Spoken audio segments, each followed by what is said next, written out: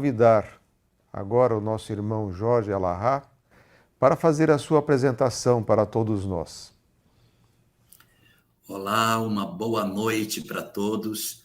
Quero dizer do meu imenso prazer de estar hoje aqui na presença de todos e principalmente do nosso querido Divaldo, essa oportunidade sublime de poder dizer pessoalmente da nossa gratidão pelo majestoso trabalho que vem realizando há tantas décadas em prol da divulgação da mensagem espírita.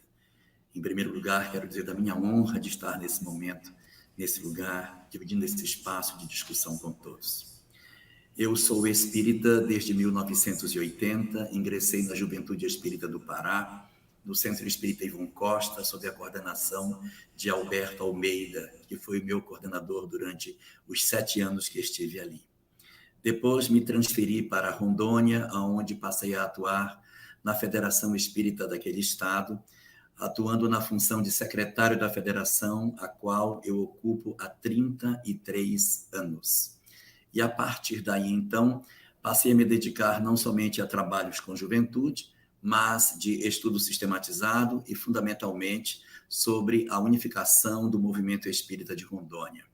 Hoje, continuo atuando no meu estado, mas em função da pandemia, tenho recebido convites para falar em alguns lugares do Brasil e alguns centros espíritas virtualmente, tendo a oportunidade, portanto, de divulgar essa mensagem que o Espiritismo é portador, oferecendo esclarecimento e consolo para os corações e as mentes necessitadas. Jorge, muito obrigado pela sua apresentação. É uma honra para todos nós aqui também tê-lo como nosso convidado especial no dia de hoje. O nosso programa se divide em 2 partes. Nessa primeira parte, a presença do Divaldo, com uma preleção. E na segunda parte, após o nosso intervalo, nós teremos então perguntas e respostas que nos foram formuladas pelos nossos internautas, que terá então aí a sua participação. Então, a partir desse momento, vamos ouvir a Divaldo Franco. Senhoras, senhores, queridas irmãs, queridos irmãos espíritas, caras amigas e amigos, agradecemos a sua presença em nossa web TV, Mansão do Caminho. Por volta de 1884, na cidade de Boston, repentinamente, nos Estados Unidos, apareceu uma pessoa que afirmava ser portadora de faculdades mediúnicas.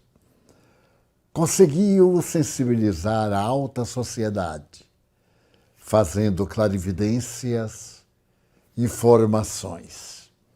E uma dama que estava em gravidez pela 2ª vez, resolveu fazer uma consulta. Havia nela algumas preocupações conjugais e problemas de outra natureza.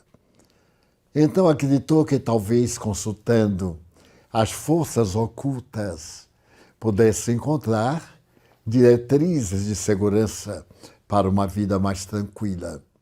Foi dessa forma que a senhora Eleonora Pike visitou aquela pessoa que se apresentava como portadora do controle com as vozes do além-túmulo.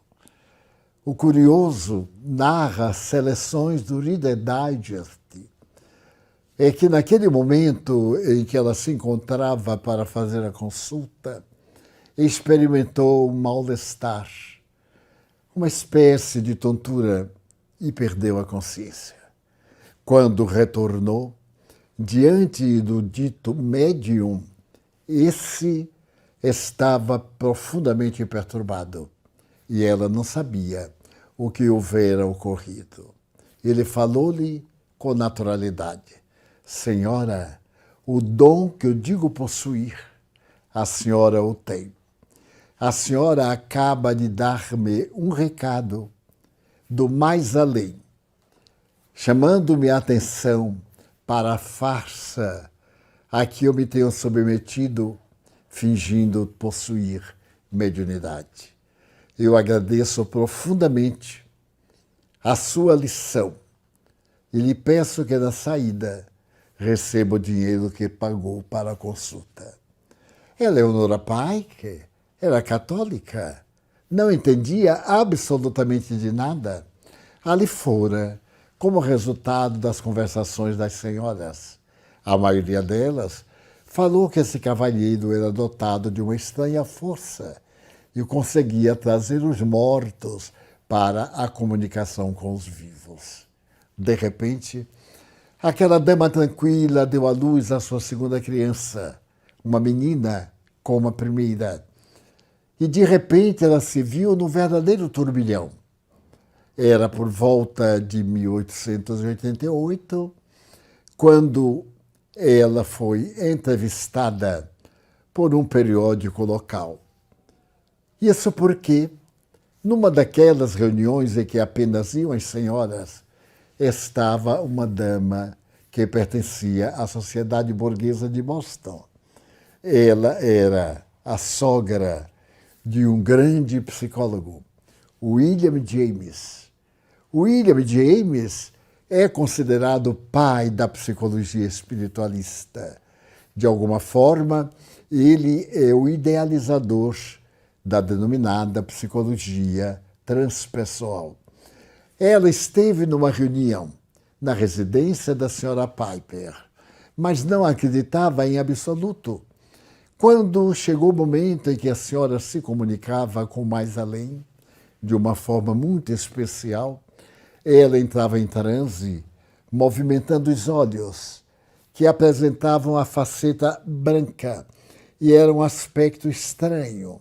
Nesse momento, ela conseguia falar em francês, porque o espírito que a conduzia dizia ter vivido na cidade de Metz, na França, e era conhecido como Dr. Finuit. Ele teve a oportunidade de demonstrá-lo diversas vezes.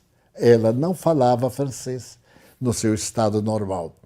E essa senhora, a sogra de William James, perguntou, assim de repente, onde estaria uma joia que ela estava preocupada, que buscava fazia tempos e houvera perdido.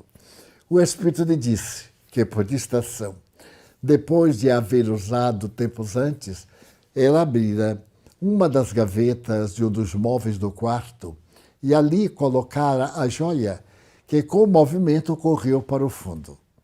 Mas o Espírito descreveu tão bem a peça do quarto que ela ficou impressionada. E quando chegou em casa, ela teve a oportunidade de encontrar exatamente como o Espírito havia dito, a joia que era procurada. A senhora estava muito impressionada e perguntava a James como é que podia explicar uma coisa dessa. Não era uma telepatia, porque ela não lembrava absolutamente de haver guardado a joia.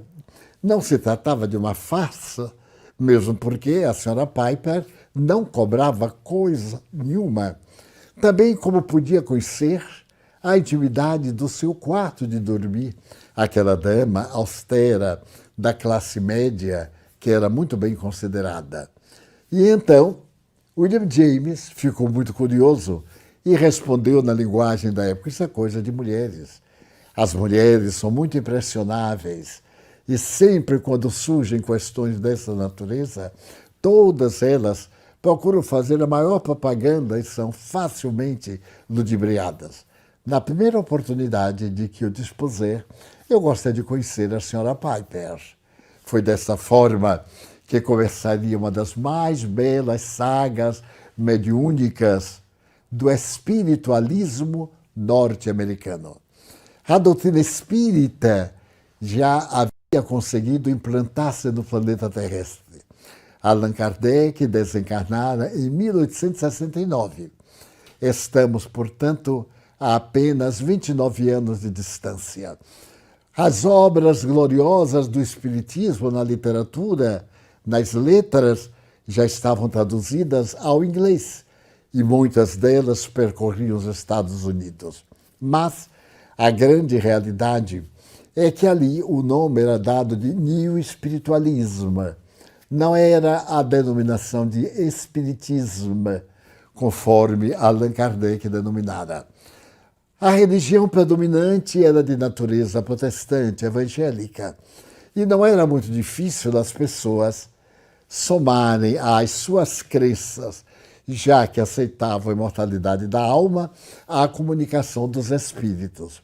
Foi um momento de efervescência em toda a pátria do tio Sam. Mas a senhora Piper era diferente. Ela fazia o seu transe, os espíritos comunicavam-se, havia uma mudança facial, uma transfiguração. E, acima de tudo, ela conseguia proferir palestras em outros idiomas. As reuniões eram muito agradáveis e frequentadas pelas pessoas interessadas em saber da imortalidade da alma ou qualquer coisa que pudesse beneficiar a sua vida. Nesse ínterim, a senhora Piper já estava famosa. Os jornais noticiavam-na. Foi quando ela recebeu uma carta de Londres dizendo que a convidavam para ir até a capital inglesa, onde ela poderia ser examinada com severidade. Os americanos, na opinião do missivista, eram muito superficiais, não tinham grandes vultos. O espiritualismo na Inglaterra havia crescido muito, as sociedades multiplicavam-se, as investigações, desde William Crookes, por volta de 1872, tornaram-se efervescentes e havia um interesse muito grande em consultar os médiuns agora famosos, Slade, Madame de Perrance e tantos outros que apareciam e desapareciam de um momento a outro. A senhora Piper, casada, mãe de família, ficou muito embaraçada com a situação. Então, ela escreverá mais tarde: para provar que eu sou uma mulher honesta, tive que abandonar a minha família por 35 dias em Boston e ir à Inglaterra para poder submeter-me a vários testes e experiências.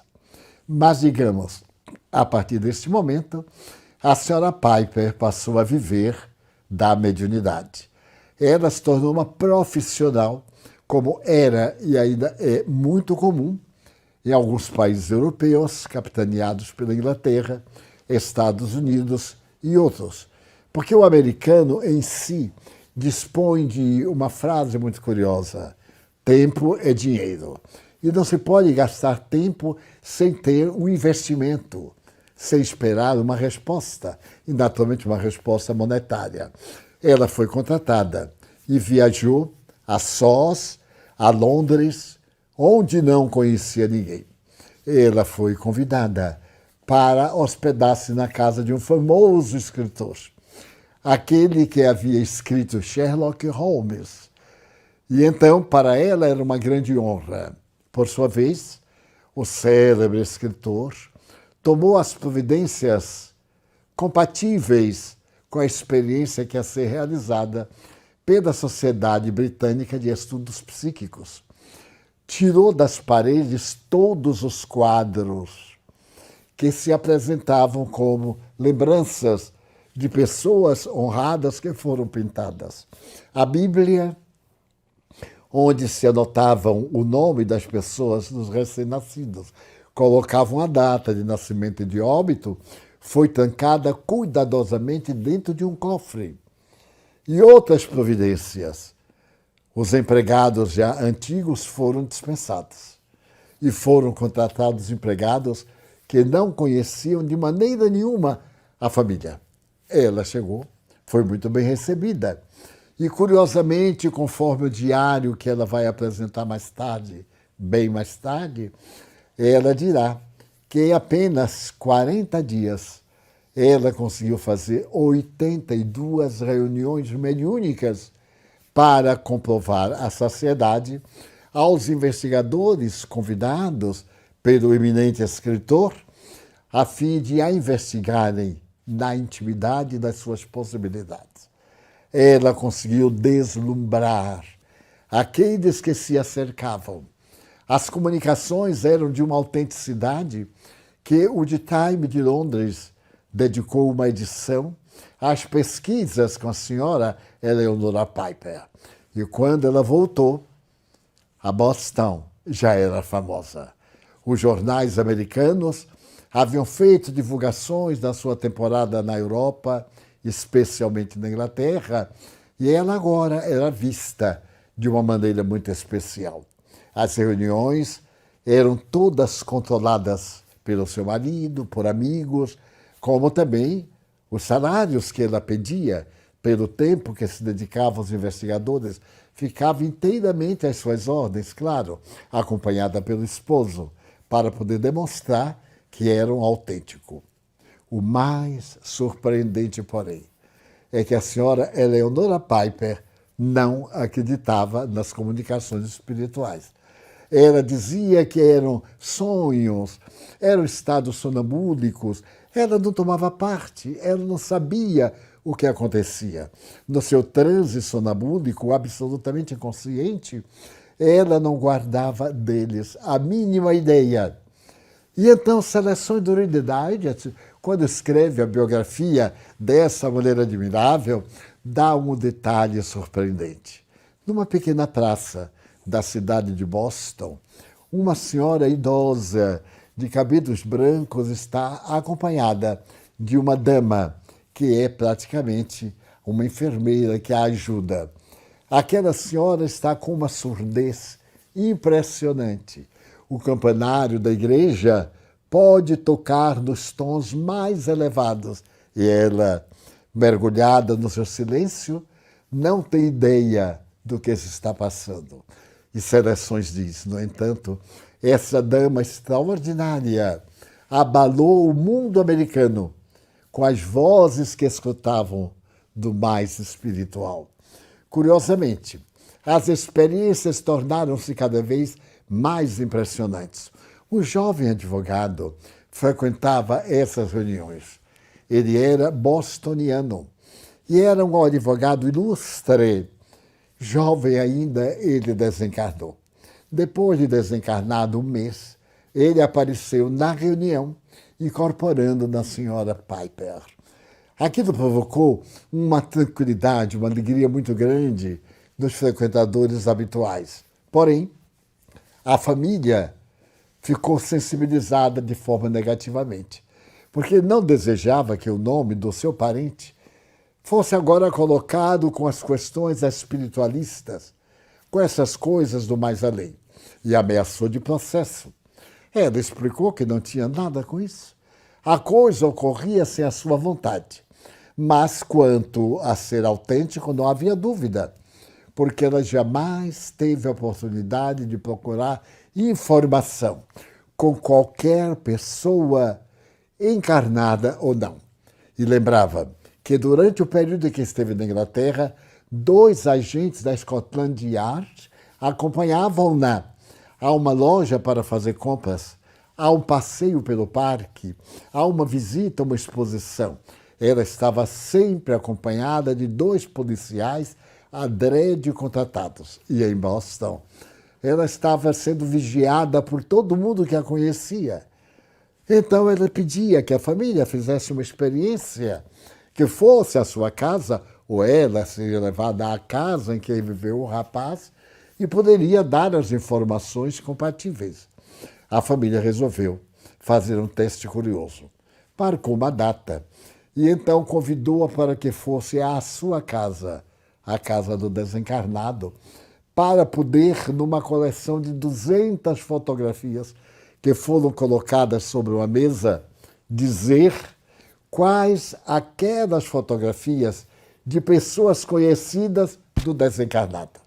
Era um desafio. A família recolheu fotografias de amigos, de parentes, de conhecidos e desconhecidos e mesclaram. E sobre a mesa colocaram todas as 200 fotografias. A senhora Piper tomou a sua postura, os olhos voltaram-se para dentro e com o dedo ela apresentou 3 fotografias.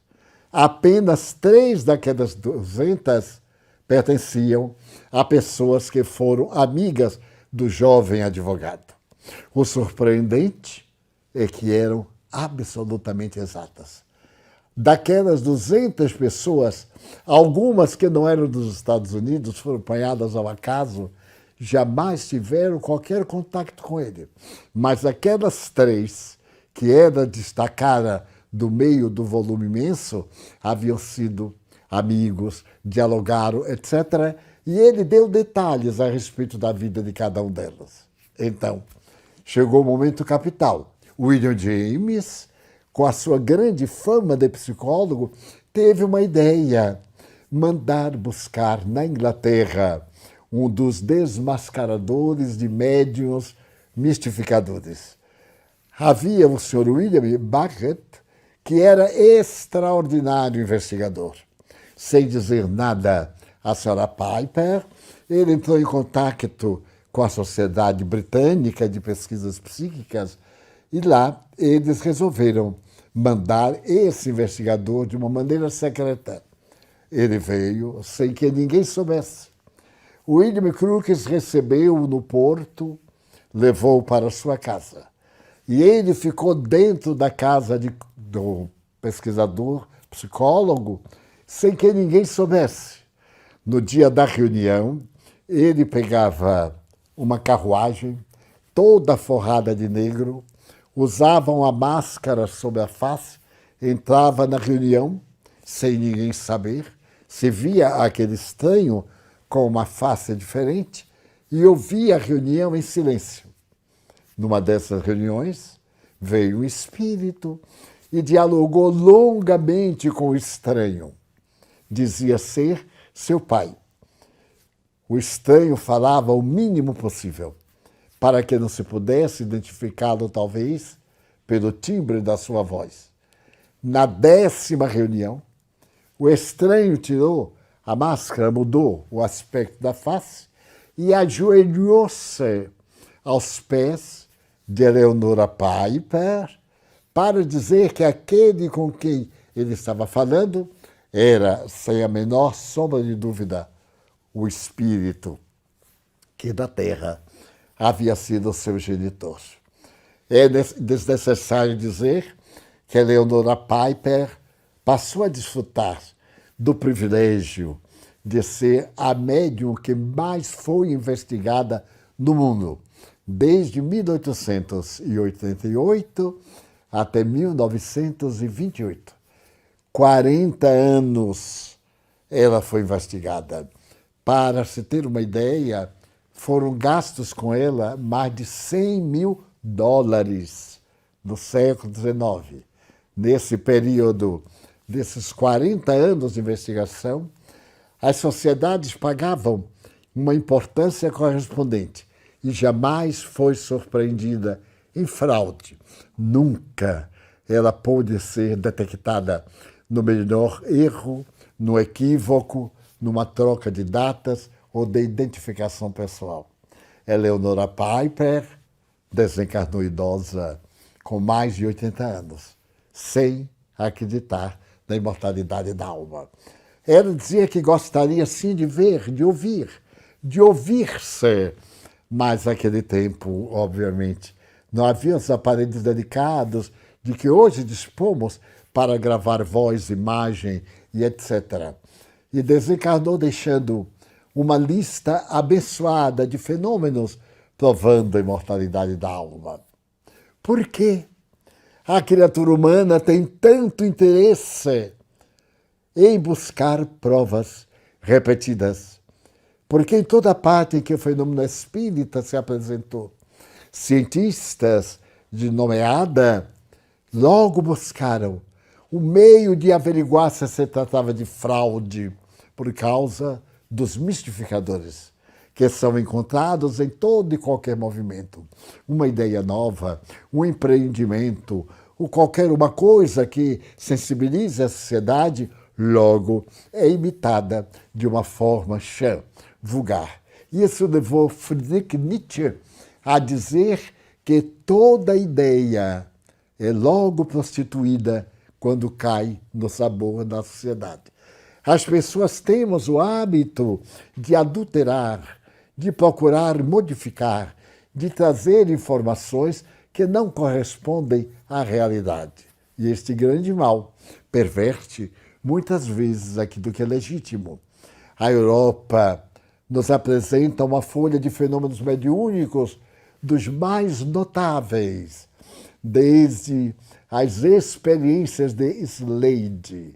Era um jovem médium que foi pesquisado muito pela Sociedade Parisiense de Estudos Espíritas, em Londres, pela Sociedade de Pesquisas Psíquicas, em Estocolmo, em Berlim. Esse médium Slade esteve diante do grande pai da fisiologia humana. E ele, com o carisma, Prêmio Nobel de Fisiologia, ao examiná-lo detidamente, ficou sem encontrar uma hipótese para negar os fenômenos de Slade. Mas ele havia notado uma coisa: Slade não apenas dava mensagens intelectuais, também mensagens físicas materializadas. E ele percebeu que Slade era uma pessoa um pouco covarde, não sabia enfrentar a dor. E Slade possuía na cabeça, no couro cabeludo, uma protuberância feita de uma massa. E essa massa era muito delicada, aquele siso era mole.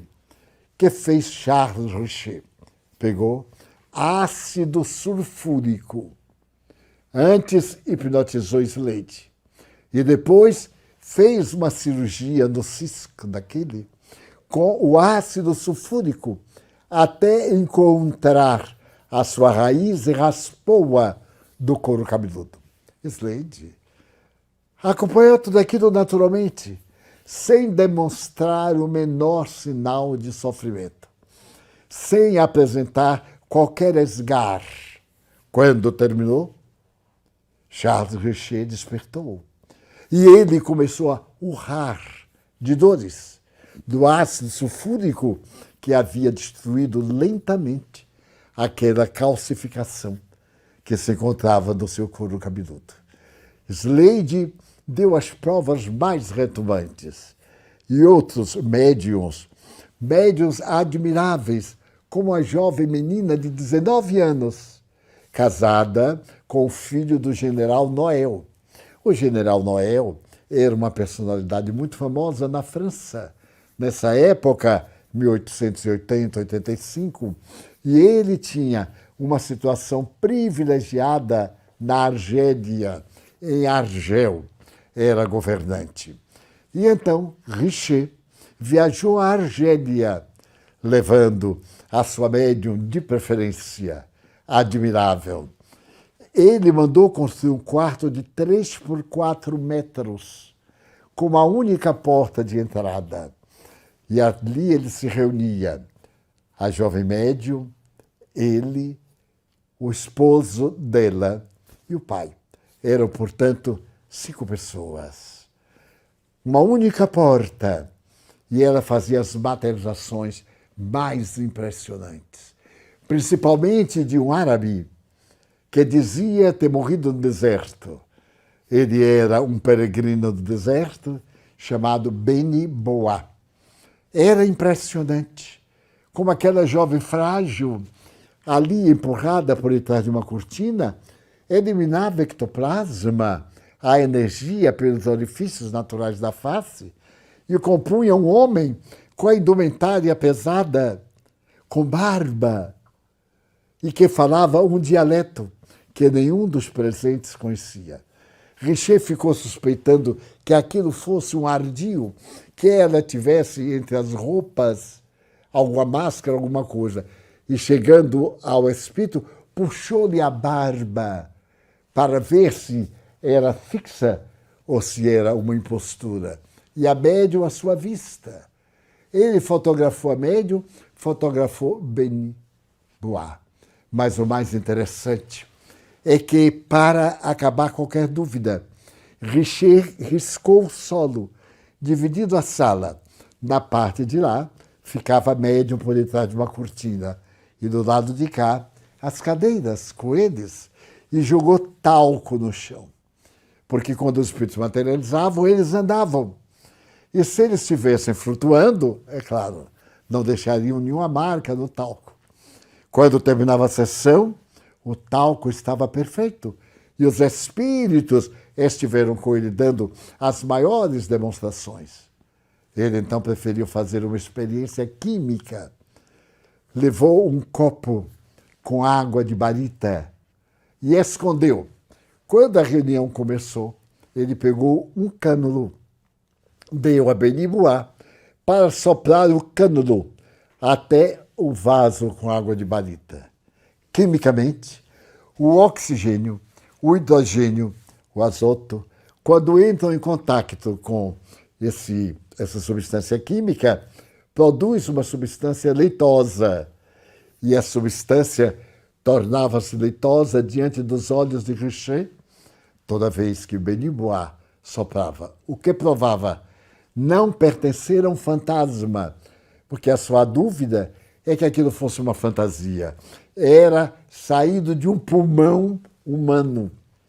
O pulmão produzia gás carbônico e o gás carbônico produzia a reação da substância de barita. E Richer escreve a obra fantástica Metapsíquica Humana. Em 1885, quando Freud estava em Paris, Richer deu-lhe de presente esse livro. E Freud, por preconceito, nunca o leu. Em 1925, remexendo seus livros em Viena, Freud encontrou o Metapsíquica Humana, escrito em francês. E então lamentaria depois. Lamentava profundamente nunca ter lido aquela obra extraordinária que Richer gastou 30 anos de pesquisas. Se ele tivesse lido sem preconceito, isso teria sido muito útil na elaboração da psicanálise. Richer escreveu mais tarde um outro livro a respeito da esperança e declarou, numa carta que ele fez a uma correspondente inglesa, a senhora Bumpers, de que tudo aquilo que eles faziam e pensavam eram realmente a imortalidade da alma. Os espíritos se interessam a dizer-nos que a vida continua, a miúde em todo lugar do mundo. Quando se apresentam fenômenos mediúnicos, a base é para provar a imortalidade da alma e nos preparar para atravessar o portal da eternidade com dignidade e justiça. Eis porque hoje, no turbilhão das angústias, temos o consolo extraordinário da doutrina espírita. A morte é somente uma mudança de estado vibratório. A porta da desencarnação é também a porta do triunfo. Saímos de um estado de energia para um outro estado de energia. E confirma, em gênero, número e grau, a grandeza do Evangelho de Jesus, dando-nos a ética que vem sendo descuidada e mesmo posta ao abandono, falando-nos dos princípios básicos que Jesus tanto ofereceu, porque o Espiritismo é uma ciência, é uma filosofia, mas é também uma doutrina religiosa. Ela não é uma religião com dogmas, com formulários, com experiências, com grandezas e misérias humanas. Como disse Emmanuel, o Espírito é a doutrina dos espíritos, a religião dos imortais, provando que nós somos imortais.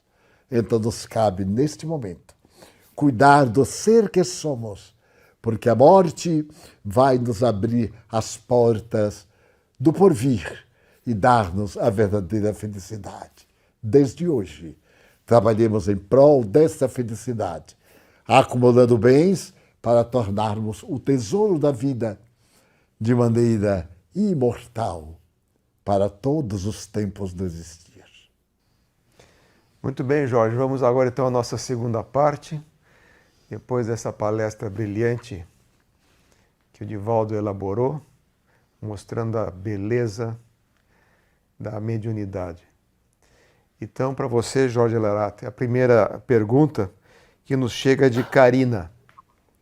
Ela diz o seguinte: existe a opção de nos negarmos a reencarnar ou não temos escolha? Uma resposta mais exata seria sim e não. Sim, no sentido de que não há um impositivo absoluto, no sentido de que o espírito tenha que obrigatoriamente cumprir uma decisão da reencarnação quando apontada por alguém do mundo espiritual. E não, porque é impossível resistir à lei do progresso e à necessidade da reencarnação como a oportunidade bendita do espírito rentear novamente com suas experiências e a oportunidade de provar a si mesmo a vitória sobre as suas imperfeições morais e a chance do reencontro com aqueles a quem precisa conviver para, de certa maneira, consolidar os laços de afeto e, ao mesmo tempo, cicatrizar feridas dos laços mal resolvidos do ontem e que muitas vezes renascem dentro do lar.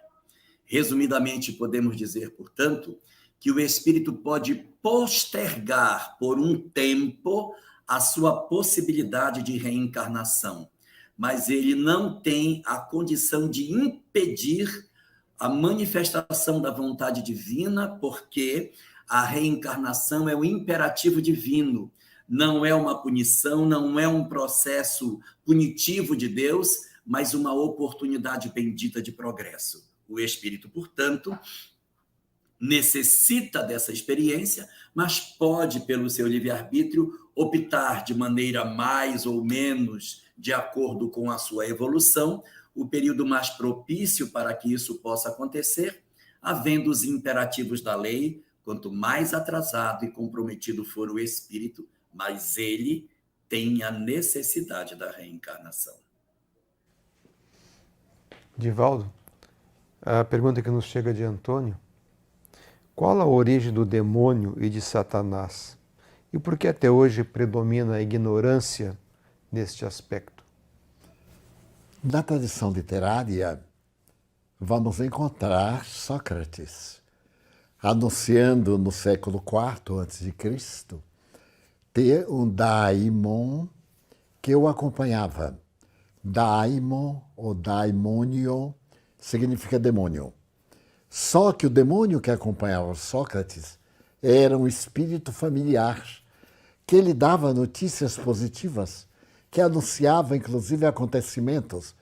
São narrados pelos biógrafos do insigne mestre ateniense fatos em que o seu daimon recomendou a pessoas que não tomassem determinadas posições, porque iam ser muito infelizes.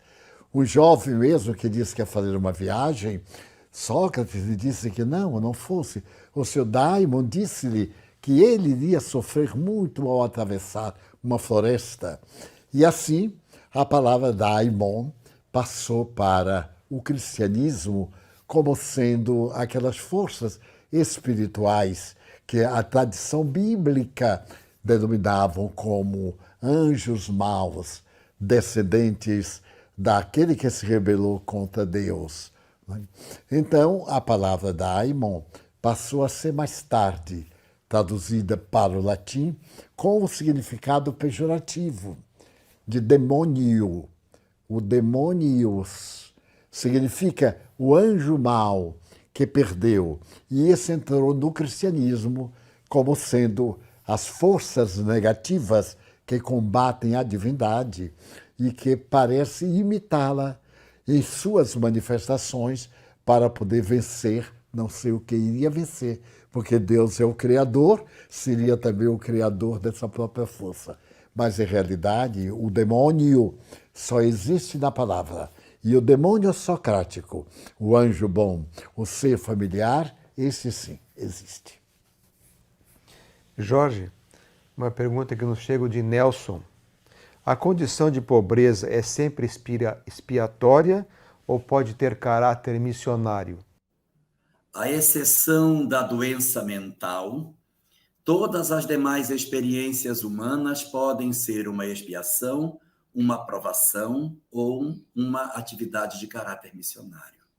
Na obra Reflexões Espíritas, no capítulo 33, existe uma mensagem de Viana de Carvalho que trata sobre a questão da pobreza como sendo não fruto de um processo expiatório da criatura humana, mas fruto do processo de exploração que pode acontecer nas sociedades modernas, nas quais determinados indivíduos que ainda são iniciantes no processo evolutivo integram as sociedades complexas das grandes cidades e acabam se tornando vítimas do processo exploratório daqueles que deveriam ser os seus orientadores na inserção desses indivíduos nas condições da sociedade moderna.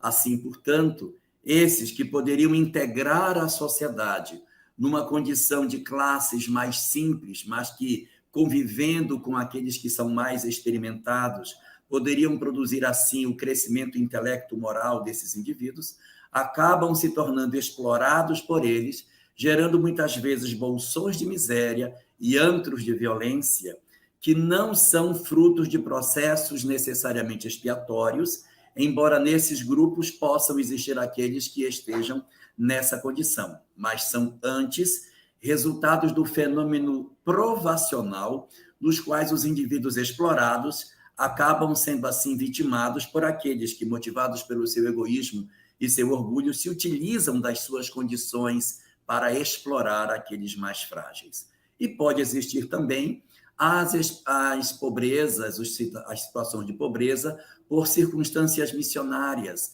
como, por exemplo, o pobrezinho de Assis, a figura de Paulo de Tarso, o tecelão, e tantos outros, como o próprio Jesus, que, vividos na singeleza, no desprovimento das riquezas da terra, deixavam um rastro luminoso pela possibilidade de percebermos que bem-aventurados são os pobres de espírito, porque deles é o reino dos céus.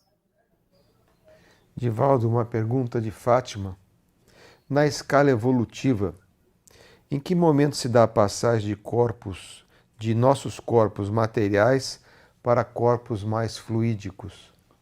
À medida que vamos vencendo as paixões e passando a dedicar-nos à construção do bem, o nosso perispírito vai acumulando energias saudáveis que vêm do espírito na sua comunhão com o cosmo. E essa transformação é lenta, não é em determinado instante, há um golpe do destino. Recordemo-nos de uma das obras lindas do Chico Xavier, quando fala a respeito de um grande missionário do Espiritismo no Brasil, irmão Jacó, que havia sido judeu e que adotou um pseudônimo no livro porque a família ainda estava encarnada. Voltei. Ele sempre que ia a qualquer atividade, acompanhado pelos mentores, ele aplicava passe, socorro e via as luzes que eram exteriorizadas pelos benfeitores espirituais. Certo dia, depois de muita luta, ele faz uma aplicação de passe e fica feliz de ver a luminosidade que se encontra nele. E o benfeitor aí diz, essa luz já é conquista dele, não era mais dos outros. A nossa evolução, a nossa mudança, a sutileza do perispírito está na razão direta da leveza moral do espírito que somos, no corpo brutal em que ainda estamos. Jorge, uma pergunta de George. Os espíritos ficam com a mesma aparência da sua última reencarnação até a próxima reencarnação? Mantém a mesma aparência? Tipicamente, existe uma certa tendência de o espírito apresentar fisicamente no mundo espiritual as características básicas daquelas nas quais ele se manifestava durante a última existência. Isso, de certa maneira, é uma regra geral, mas não se constitui um determinismo divino, até porque existem algumas condições que precisam ser consideradas. Ponto número 1. Indivíduos desencarnados muito jovens podem apresentar-se num curto intervalo de tempo como indivíduos adultos, mostrando que, embora ainda possam se dizer como sendo os mesmos que desencarnaram, mas rapidamente alcançando a condição diferente daquela que desencarnaram quando muito crianças. Situação número 2. Na obra O Céu e o Inferno, de Allan Kardec, quando retrata a figura de Monsieur Sanson, que era um dos integrantes da Sociedade Parisiense de Estudos Espíritas e que desencarna, ele aparece pouco tempo depois no grupo mediúnico ao qual pertencia, muito mais jovem do que ele havia desencarnado, apresentando uma característica bastante comum, que é o remoçamento, a possibilidade de você se apresentar mais jovem do que naquela idade que você teria desencarnado. Mas mesmo nessas circunstâncias, note que o indivíduo ainda está na mesma existência. Mas existem casos nos quais os indivíduos, por uma questão de evolução, pela capacidade que já possuem evolutiva, podem apresentar-se não mais com a mesma característica física da última existência, porque quem determina a forma do perispírito é a vontade do ser humano. E quando o espírito está desenfaixado das circunstâncias materiais sob as quais a existência humana os subjuga, por serem entidades mais elevadas, eles podem se apresentar com características distintas, porque possuem no corpo mental, ou seja, a imagem que fazem de si mesmo, uma representação diferente daquela que tiveram na última existência. Exemplos dessa circunstância encontramos na figura de Emmanuel, aquele que já teve tantas encarnações nas diversas obras de Chico Xavier e depois na própria história do Brasil mais recente, mas que prefere apresentar-se como o senador Publio Lentulus, por haver sido essa a encarnação na qual encontrou Jesus e, portanto, modela o perispírito dentro dessas conformações. E, coroando todas essas questões, na manifestação no alto do Monte Tabor, em que Jesus encontra-se com Moisés e Elias, importa considerar que Elias acabara de desencarnar como João Batista, mas preferira apresentar-se a Jesus como o profeta Elias, Eliahu Hanavi, o profeta Elias dos judeus, e não como João da cidade de Ain Karim, o João o Batista. Divaldo, uma pergunta de Vitória. Como conquistar a saúde mental e a inteligência emocional? Através do esforço para melhor a cada momento, sem desistência, sem recuos. Qualquer esforço que fazemos cria um hábito, e é através do hábito bom, o hábito de bem pensar, as boas conversações, os esforços para a conduta reta, socialmente considerada nobre. Isso irá impregnando-nos e nós vamos mudando do nível espiritual e moral em que estamos para um mais elevado. O nosso coeficiente emocional muda, a sensibilidade faz-se muito mais sutil e delicada, à medida em que a nossa percepção da vida espiritual, num caso específico, se fez maior, iluminada. Os medos que antes nos acompanhavam cedem lugar à confiança e nós passamos a ter uma vida intelectiva, dinâmica, uma vida emocional tranquila e equilibrada. Por isso que Jesus nos diz, sois deuses.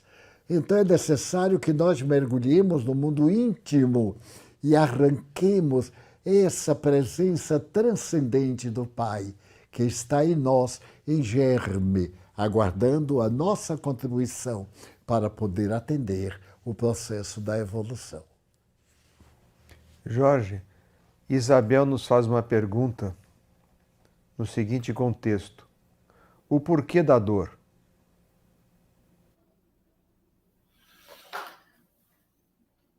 O Livro dos Espíritos, na questão 614, nos oferece como resposta dos Espíritos à indagação de Kardec que a lei de Deus é a única verdadeira para a felicidade do homem.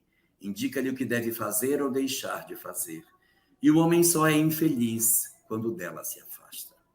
Observar que a resposta diz que o homem só é infeliz quando dela se afasta e não que o homem sofre quando dela se afasta.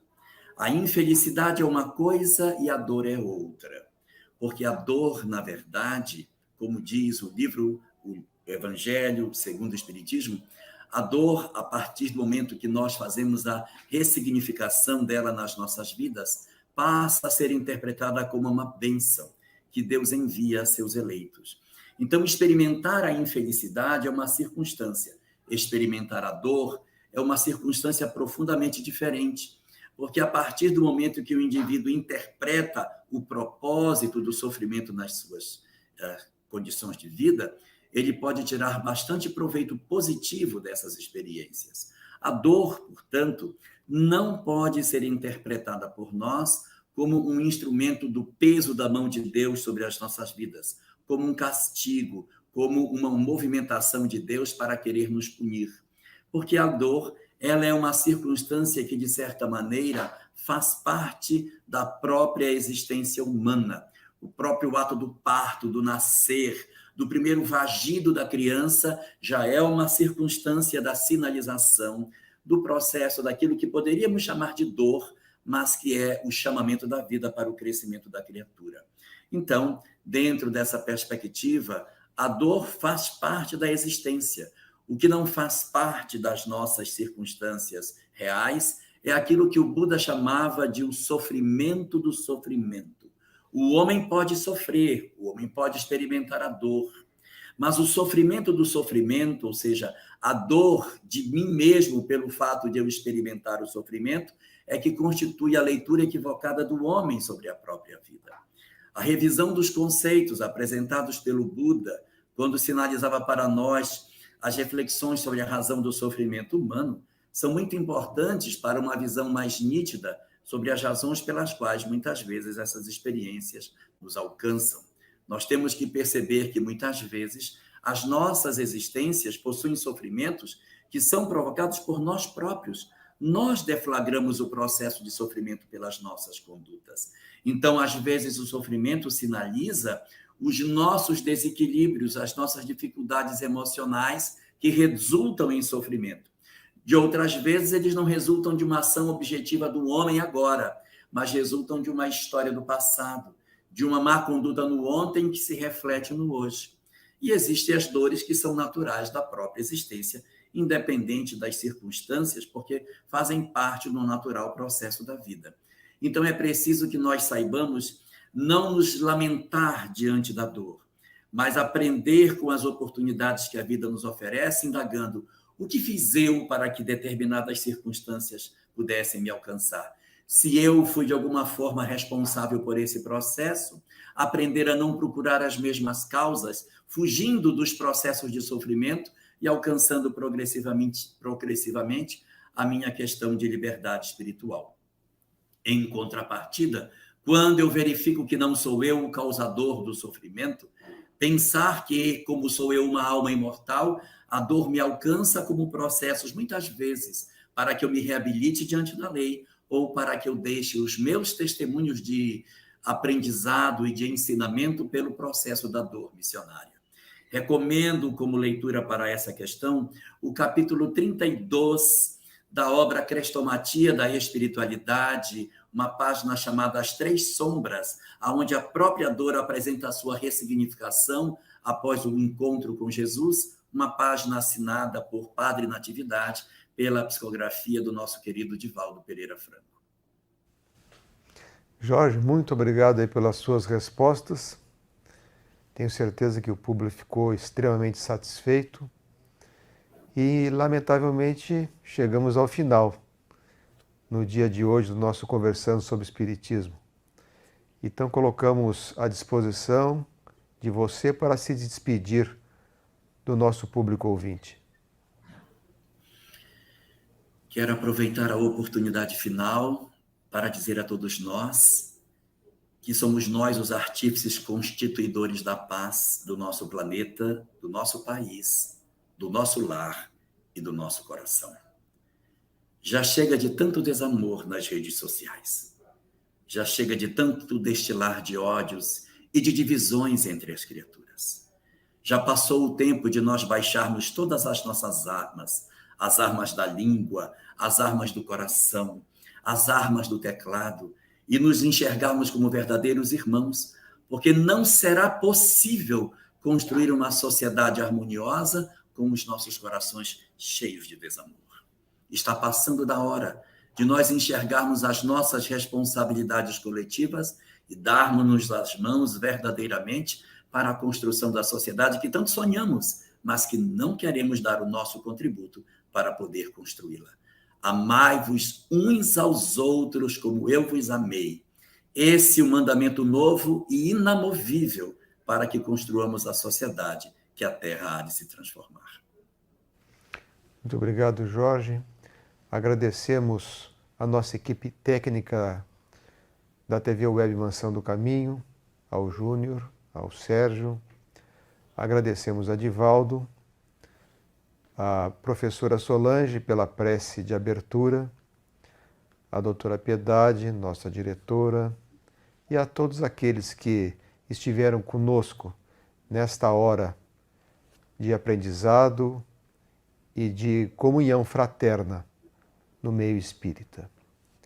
Então, despedimos-nos, agradecemos a todos e que Jesus nos abençoe hoje e por todo sempre.